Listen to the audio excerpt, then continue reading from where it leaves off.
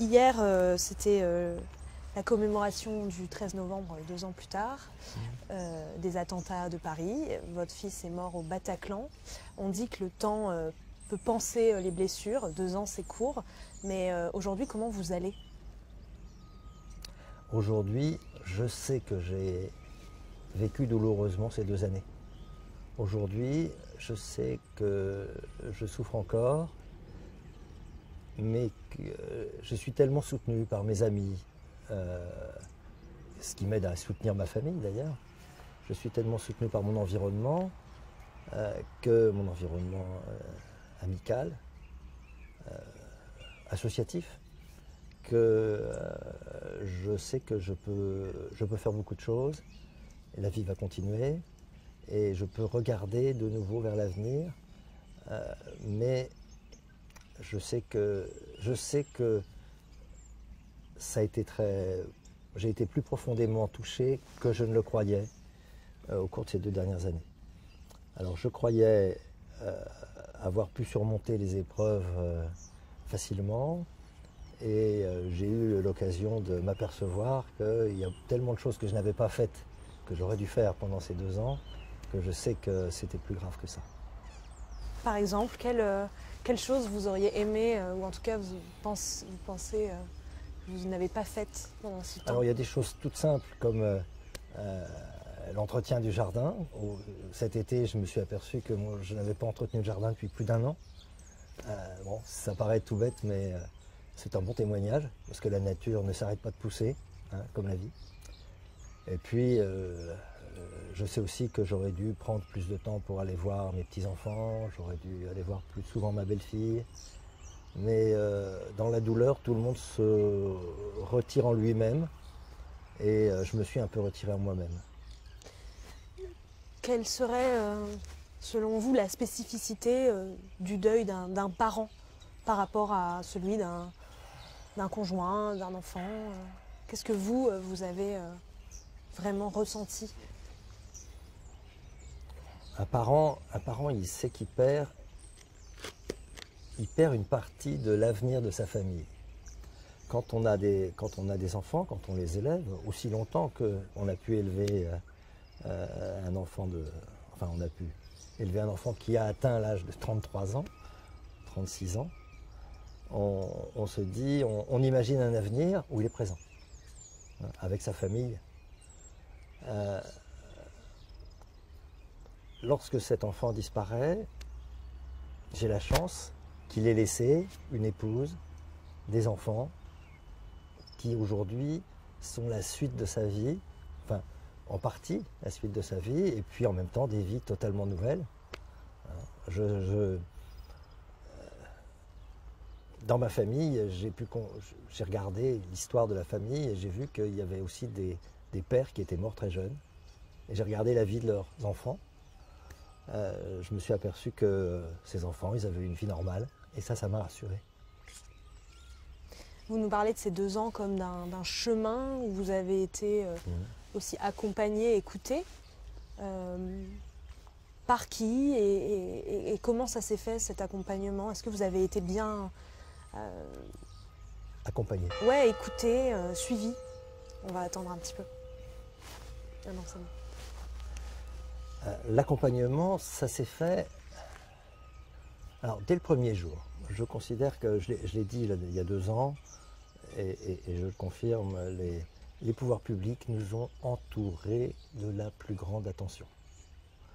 Nous avons été entendus, écoutés, guidés, et les associations, la Fédération nationale d'aide aux victimes, les associations départementales, les associations qui se sont créées avec les victimes et avec l'appui des fédérations de victimes, nous ont beaucoup soutenus, nous ont guidés et expliqué le chemin que nous allions devoir parcourir. Ça, c'était le premier point. Le deuxième point, ça a été les amis qui, en particulier ici à Beaucouzé, m'ont permis de faire un témoignage pour mon fils dès décembre 2015. Et ensuite, la famille s'est rapprochée, les amis, et puis en cas de besoin, et ça a été mon cas, on a pu se tourner vers l'association d'aide aux victimes du département, où il y a des psychologues qui ont été très professionnels et d'un grand secours. Donc moi je considère que de ce côté-là, ça s'est très bien passé. Le fonds de garantie qui a versé de l'argent aux parents de victimes, aux frères, aux sœurs, s'est montré une grande simplicité. Par contre, je sais que je ne suis pas capable encore aujourd'hui, c'est trop tôt pour moi, je ne suis pas capable aujourd'hui d'aller défendre mon dossier pour dire je considère que ma douleur est supérieure à celle que vous avez estimé devoir indemniser. Cette façon d'objectiver quelque part la mort de votre fils dans de l'administratif, voilà. C'est impossible? Oui, même avec l'aide d'un avocat, je sais que je ne peux pas y arriver. Même avec, voilà, avec de l'aide, pour moi, ça serait trop compliqué de transformer cette douleur en données pratiques et matérielles. Donc aujourd'hui, je considère qu'on a été bien aidé, bien guidé. Je suis toujours soutenu, en étant écouté par beaucoup de gens, et je sais que personne autour de moi ne se comporte comme si ça n'était jamais arrivé. Et ça, c'est formidable. Ça, c'est important? Ah oui, tout à fait. Je sais que les gens ont bien identifié ce qui s'est passé. Et ils ont vu, ils savent combien on a de souffrance en soi. J'ai eu l'occasion de rencontrer aussi pendant toute cette période des gens qui m'ont parlé de la mort de leur propre enfant, souvent adultes aussi. Et donc j'ai découvert combien c'est une situation qui n'est pas banale, mais en même temps qui n'est pas rarissime. Beaucoup de parents ont perdu des enfants adultes et ils souffrent encore au quotidien. Alors évidemment, c'était pas dans les mêmes circonstances. Mais lorsque c'est accidentel ou une maladie ultra rapide,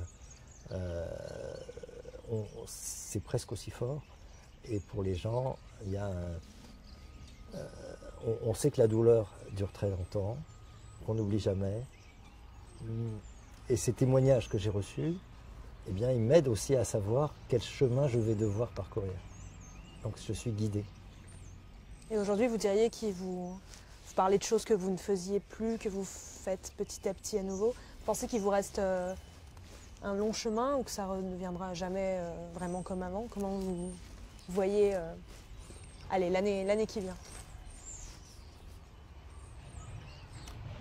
L'année qui vient, elle tient compte de l'évolution aussi des membres de la famille.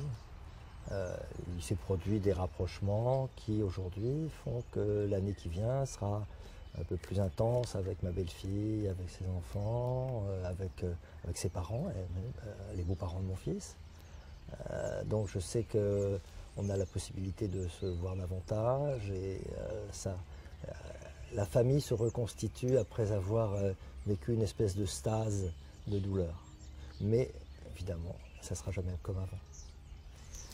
Est-ce que vous suivez l'enquête? Est-ce que vous avez vu des juges d'instruction et qu'est-ce que vous pouvez nous dire là-dessus? Comment ça avance? Alors, dès l'année dernière, les juges d'instruction ont réuni toutes les victimes et ont montré comment en quelques mois ils avaient fait un travail extrêmement détaillé, impressionnant. Je n'ai pas pu aller à la deuxième rencontre proposée par les juges d'instruction, mais mon avocat me l'a raconté. Il y a eu des progrès énormes et la liste des incriminations est beaucoup plus importante évidemment que ce qu'il y avait il y a 2 ans. Donc aujourd'hui je sais qu'il y a un travail extrêmement important de la part de la police judiciaire et du parquet antiterroriste. C'est impressionnant et heureusement ce travail qui se fait localement a comme contexte la guerre à l'État islamique, qui a bien avancé, qui n'est pas complètement terminé, mais qui est sur le point d'arriver à, disons, à une bascule importante avec la fin des territoires. Et à partir du moment où il n'y a plus de territoire, c'est difficile de s'appeler État. Mais là aussi, on sait que le rôle des armées n'est pas terminé. Donc, enquête sur place, le rôle des armées, pour moi, ça marche ensemble. Ce qui se fait, la poursuite des criminels a été engagée avec des moyens je veux dire, qui n'avaient jamais été réunis auparavant. Et justement, on parle de l'actualité, puisque c'est toujours vraiment très présent. Le procès de Abdelkader Merah s'est tenu il y a quelques jours. Si vous en avez pensé quelque chose, qu'est-ce que vous en avez pensé? Et plus généralement, qu'est-ce que vous attendez de la justice face au terrorisme? Ce procès, bien évidemment, j'ai suivi, pas dans le détail, mais dans les grandes lignes, et j'ai été frappé du travail qui a été fait sur l'environnement familial du criminel. Sa mère, bien évidemment, a joué le rôle d'une mère, comme on voit dans tous les romans. Elle a fait son travail de mère, elle a tout nié, et elle ne pouvait pas faire autrement. Au moins dans sa culture, c'était impossible. Et le frère s'est montré, il a été quasiment démontré, peut-être pas suffisamment, mais il faudra que la justice examine tout ça de nouveau, combien il avait pu manipuler son pauvre frère. Je dis pauvre frère parce que c'était peut-être un esprit faible. Et je pense que c'était des esprits faibles, les terroristes, qui sont venus tuer nos enfants. Je le pense toujours. Je pense que les gens qui se laissent convaincre par la propagande par Internet sont des gens qui ont des faiblesses dans le relationnel. Et donc, c'est des gens mais qui sont entièrement responsables de ce qu'ils font. Donc, on a entendu, on a examiné les enjeux de la complicité. La complicité, pour moi, elle se fait au premier franc, à la première aide. Dès qu'on apporte une aide à quelqu'un dont on sait qu'il va participer ou qu'il prépare un crime, on est son complice. Et dans ce cas-là, il faut que les gens s'attendent à ce que la société les juge en tant que complices. En tout cas, ces attentats terroristes montrent que la complicité, ça commence très tôt. Je pense que on est confronté avec ces gens-là, enfin dans cette affaire de Toulouse, on est confronté à un problème de la famille. Parce que la famille et les amis, c'est quand même pas la même chose. Et les amis, les relations, c'est vraiment de la bande organisée. La famille, c'est pas une bande organisée, c'est une famille. Donc, il faut laisser, je pense que les pouvoirs publics, en gros, les citoyens ont bien du mal à réfléchir à ce sujet-là à l'intérieur de leur propre vie. Le juger pour les autres, ils ne peuvent pas, et on a des lois, on a des juges professionnels, et je suis bien content qu'on ait une organisation, une institution qui soit en charge de juger ça. On a vu que, notamment donc, dans ce procès, les familles étaient effondrées pour certaines du verdict. Vous dites qu'il faut dépassionner ces choses-là et laisser la justice faire son travail? Une fois que la justice a fait son travail, elle a fait son travail. Après, je comprends tout à fait qu'on ait fait appel. Parce que personnellement, je me sens plus proche des familles effondrées que des gens qui doutent de la culpabilité du frère. Mais on n'est pas là pour... On a quand même 2000 ans ou 3000 ans de civilisation depuis Talion. Soyons-en fiers et utilisons nos lois. Est-ce qu'il y aura un procès de Salah Abdeslam Certainement. que vous... Certainement de lui et de ses complices. De ses complices, dont certains sont déjà en prison, dont d'autres sont en fuite. Bien sûr qu'il y aura un procès. Lui, aujourd'hui, il paraît clairement que c'est un organisateur. Devant une cour, j'espère que ça sera établi. Et qu'à ce moment-là, il aura la sanction qu'on applique en France. Il n'aura pas la sanction qu'on appliquait dans son État préféré. Dans l'actualité, il y a aussi la question du retour des djihadistes français. Qu'est-ce que vous pensez de ce débat qui anime en ce moment la classe politique et voilà, est-ce que vous avez une position particulière? Avec ce que je vous ai dit sur la complicité tout à l'heure, je considère que la complicité,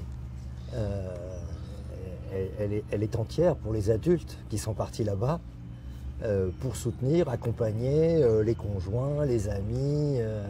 Donc la complicité est complète et donc si jamais il revenait en France, il faudrait qu'il soit jugé en tant que tel.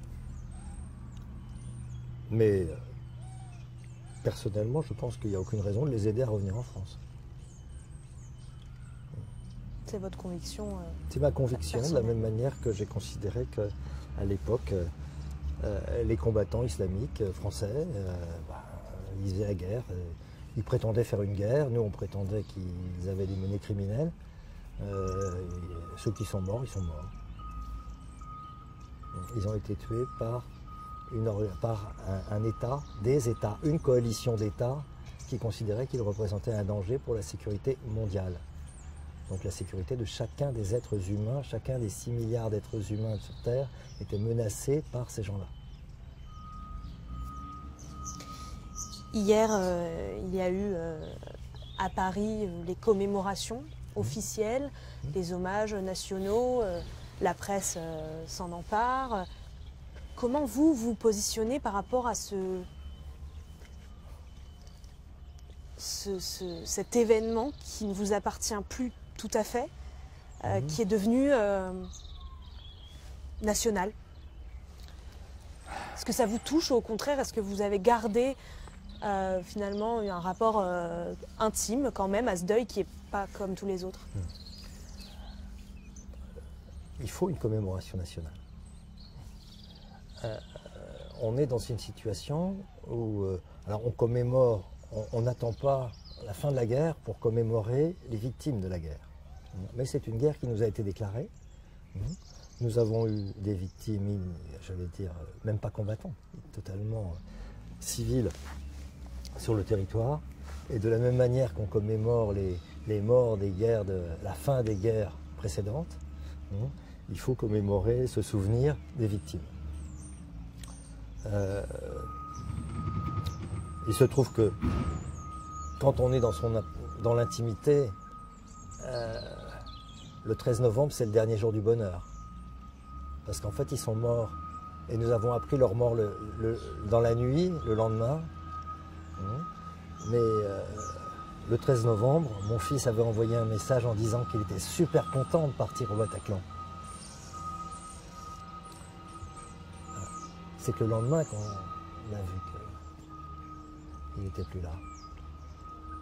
Donc c'est le 14, qui est le jour de notre plus grand, qui est l'anniversaire réel de notre grande douleur. C'est là où vous apprenez. Mais je comprends qu'on fasse ça le 13 novembre. C'est le jour de l'attentat. Il faut bien que nos institutions aient des règles. Est-ce que vous êtes en contact peut-être avec d'autres parents de victimes de ce jour-là, au Bataclan ou dans les cafés? Non, parce que les associations d'aide aux victimes m'ont permis de rencontrer d'autres parents, d'autres victimes, mais l'essentiel était parisien. Ici en Anjou, je suis le seul ou presque à être aussi directement concerné, donc on n'a pas l'occasion de se rencontrer. Mais l'année dernière, quand j'ai rencontré les personnes de l'association, ça a été un moment extrêmement important, très riche, de comprendre la douleur des blessés, des survivants. Bon, je suis toujours frappé qu'aujourd'hui, on parle plus des morts que des survivants. Ils sont plus nombreux, ils sont touchés pour le reste de leur vie, et leur famille aussi. J'ai vécu ça dans un domaine comparable, où il y avait beaucoup de morts et beaucoup de blessés. Il faut aussi s'occuper des blessés et des survivants.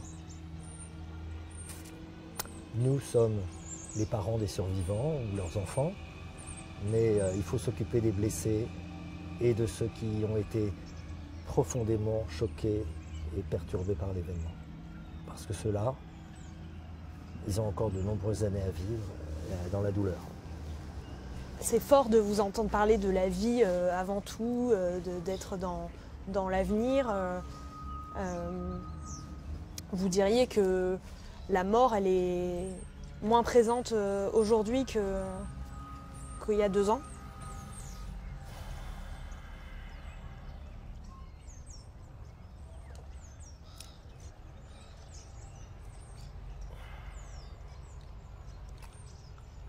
La mort, elle est là, elle est définitive, elle est sans évolution. Le mort, lui, n'évolue plus. Mon fils n'aura jamais 38 ans, 39 ans. Mais nous construisons à partir de ce décès. Et nous construisons quelque chose qui n'est pas complètement nouveau, quelque chose qui s'appuie aussi sur lui. Il a laissé des traces, il a laissé une mémoire, il avait construit une famille. Aujourd'hui, on construit sans lui. Et on sait qu'on construit définitivement sans lui. Les vivants, les survivants, ce sont des personnes qui construisent, qui étaient à l'intérieur de l'événement. Et donc leur vécu est extrêmement différent d'une autre qui n'étions pas dedans. Je n'ai pas entendu les balles siffler à mes oreilles. Même si aujourd'hui j'ai l'impression de sentir la balle qui a tué mon fils, je n'ai pas entendu le coup. Mais il y a des centaines de personnes qui ont entendu ces coups. Et je pense aussi à cela. Vous voyez ? Et je crois que dans l'association, les 2 associations de victimes, 13 11 15 et puis pour Paris, Life pour Paris, je pense que les gens qui sont là ont besoin d'être aidés, soutenus, parce que leur souffrance va rester très très longtemps aussi, autant que pour les deuils. Si vous deviez parler de votre fils à des gens qui ne l'ont pas connu, qu'est-ce que vous diriez ?